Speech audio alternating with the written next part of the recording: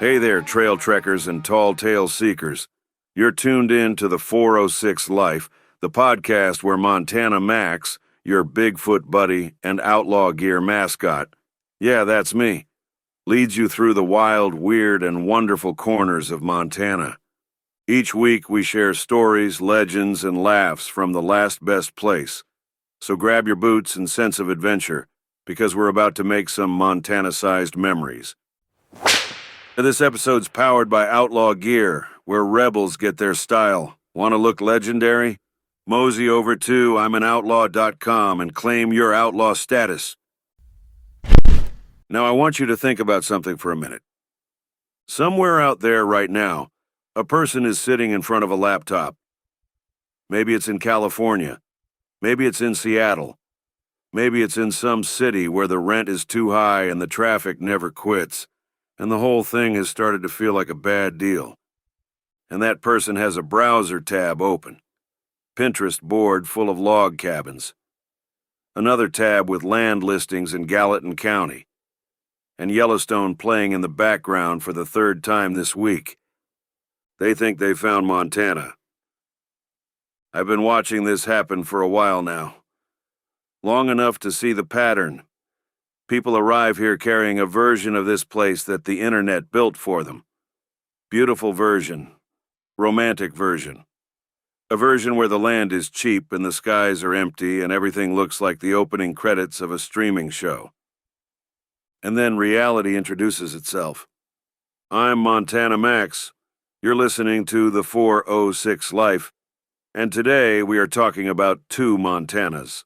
The one the internet sells, and the one that actually exists.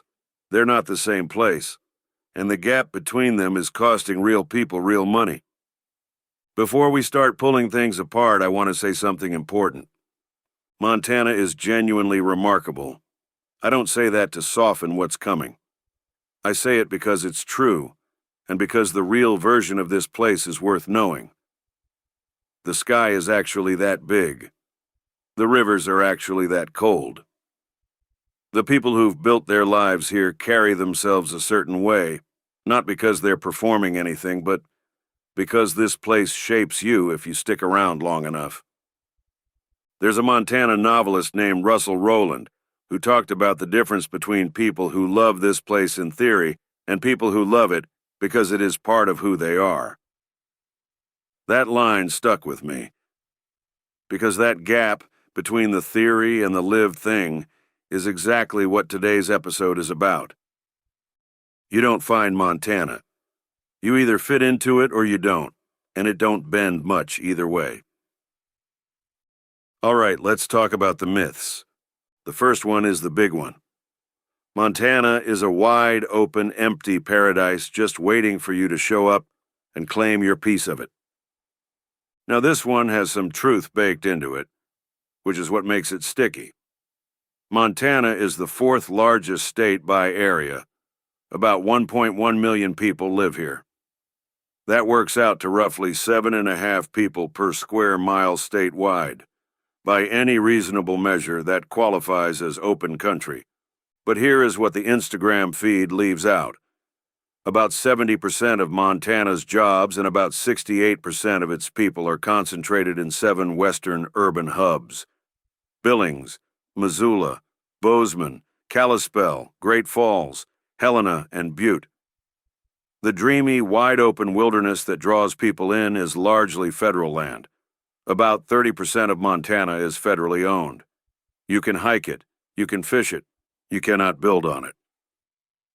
Out east, Garfield County sits at about 0.3 of a person per square mile. That is legitimately empty. But that's also not where most newcomers are landing. They're landing in Gallatin County, which has roughly doubled its population since 2010. I have watched folks buy land in eastern Montana thinking they found the dream. 3 winters later, they figure out that remote also means 2 hours from a grocery store, 4 hours from a hospital, and 0 cell signal when the truck won't start. The land isn't lying to them. The internet is. There's also the matter of the nickname. The last best place came from a literary anthology in 1988. A businessman from Las Vegas tried to trademark it in 2001 for a resort. Montana senators got involved. The U.S. Patent and Trademark Office denied the trademark permanently in 2012. The phrase stayed public. The irony that locals point to is this: a slogan about preservation became one of the most effective marketing tools for exactly the kind of development it implied was being held off. Ready for your next Montana home? Visit mostwantedrealestate.net, because that's how the West is sold. Now let's talk about the show. The Yellowstone TV series, which ran on Paramount from 2018 to 2024, made Montana aspirational in a way no tourism campaign ever managed.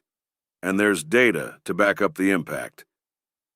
A January 2023 study from the University of Montana found that roughly 2.1 million of Montana's 2021 visitors said the show influenced their decision to come. Combined visitor and production spending tied to the show was credited with generating $730 million for the state economy and supporting more than 10,000 jobs. Those are real numbers. Here is the part that usually gets left out.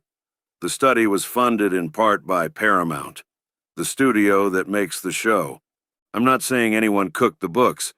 I'm saying that when you pay for a study about your own show, you already know what answer you're hoping for. The data may be accurate.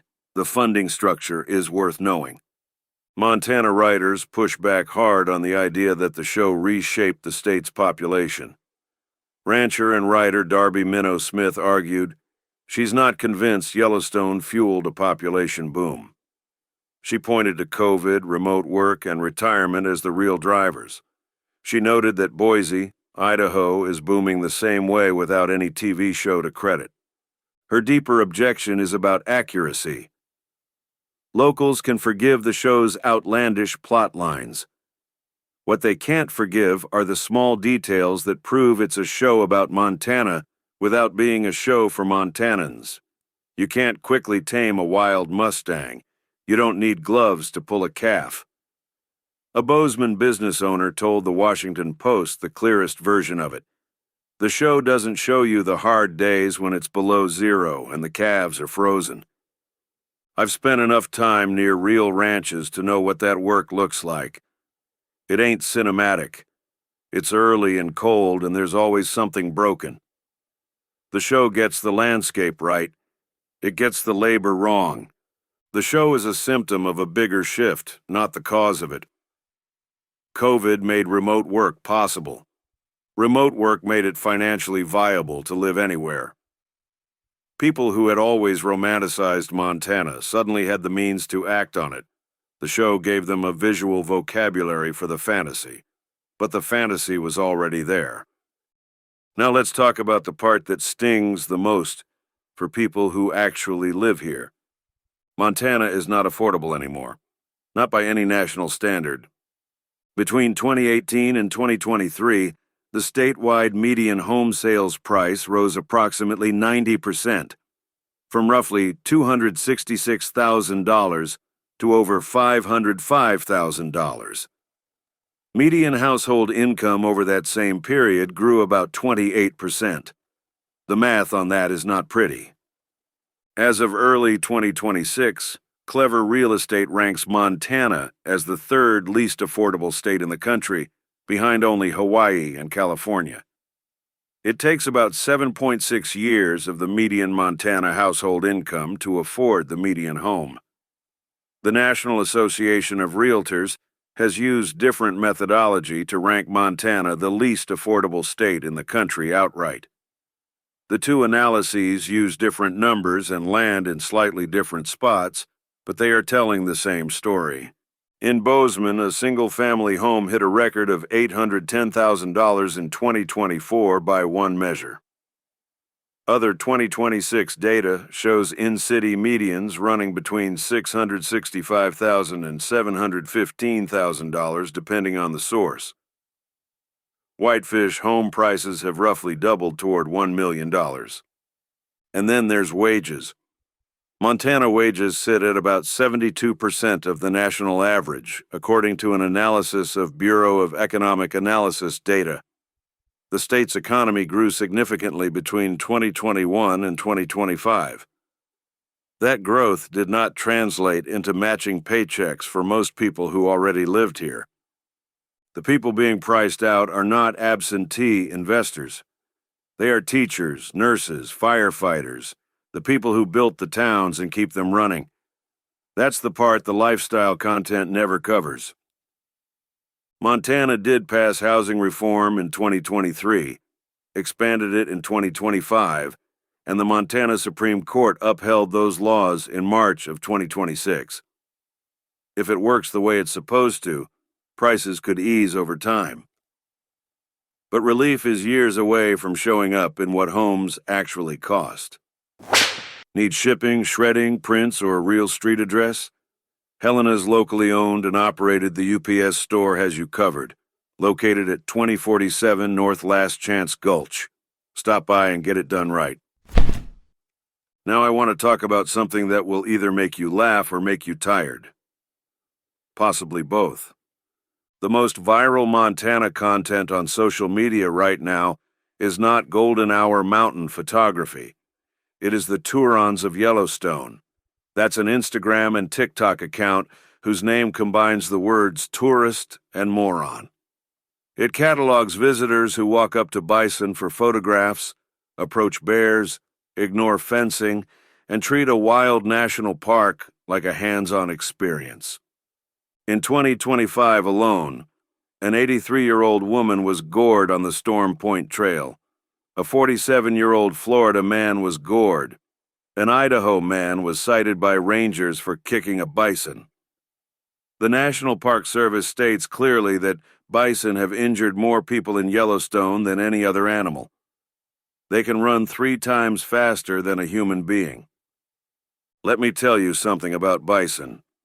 I have shared territory with them. Real ones, not the kind you see from a car. They do not care who you are, where you're from, or how many followers you have. They have been in this country longer than the internet.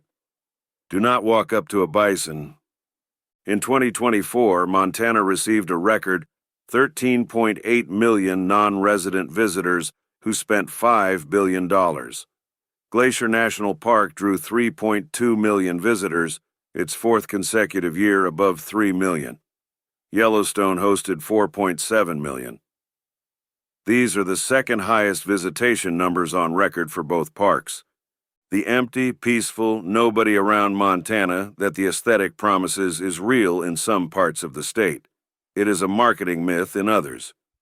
And geotagging a quiet local trail can turn it into a crowded photo line overnight. Montana outdoor writers have been saying this for years. Tag the general area, not the coordinates. Let's finish with the part no travel influencer is going to put in a reel. The contiguous United States cold temperature record is minus 70 degrees Fahrenheit. It was set at Rogers Pass, Montana on January 20th, 1954. The town of Browning holds the record for the largest single-day temperature drop in U.S. history, 100 degrees Fahrenheit in 24 hours, from 44 above to 56 below. That record still stands. In January 2024, a wind chill of minus 74 degrees was recorded at Judith Peak. I have been cold in ways that rearrange your thinking. Montana cold is not photogenic. It is not cozy. It is not manageable with a better jacket. It is the kind of cold that punishes you for leaving the house without a real plan. And it does not care what the app said this morning. Summers have their own version of this. The online Montana summer is wildflowers and lake days and clear sky hiking. What doesn't get posted is wildfire smoke. The American Lung Association has ranked Missoula among the worst U.S. cities for short-term air quality, mostly from smoke trapped in the bowl-shaped western valleys. Bad fire seasons can drive visitor drops of up to 1/3 in national parks, and wipe out the summer revenue that local businesses count on to survive winter. And the weather moves fast. Clear mornings flip to thunderstorms. Snow happens in July at elevation. This place rewards people who pay attention. It does not reward people who assume the sky right now is the sky they're going to get. Here is what all of it adds up to. Montana is real. That's the whole point. That's always been the point. It is a place with genuinely remarkable land and genuinely complicated economics and genuinely severe weather and genuinely proud people who built something worth protecting. The version the internet sells is a composite. Selective photography. A TV show about a fictional ranching dynasty. The financial interests of people who benefit from you wanting to move here or visit here. That version is not a lie, exactly. It's more like a highlight reel with everything hard cropped out. And the gap between the real and the reality is costing people. Long-time residents priced out of towns their families built. Teachers who can't afford to live where they teach. Service workers commuting over mountain passes on black ice because the town where they work got too expensive to live in. You don't find Montana. It either fits you or it doesn't. The people who love it because it is part of who they are, those are the people carrying the weight of what's happening right now. And that deserves to be said out loud, not smoothed over with a golden hour filter.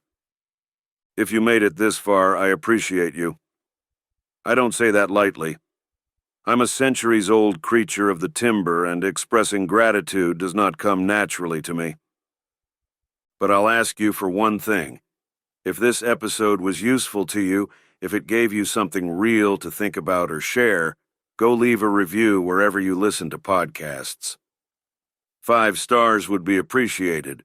An honest 4 stars would also be appreciated. I've survived worse conditions than a 4-star review. You can find more Montana content, more stories, more of this kind of thing at the406life.com. That's the406life.com. We'll see you next time. Montana Max, over and out. Got a Montana story, business, or unsolved mystery you want on the show? Head to the406life.com and drop me a line. No smoke signals required. Don't forget to hit subscribe so you never miss a stomp, stumble, or tall tale. Tell your friends, tell your grandma, heck, tell that guy who swears he saw me near Whitefish. I was just buying donuts, all right? Until next time, keep it outrageous, keep it kind, and keep living the 406 life. Montana Max, over and out. That's the 406 Life!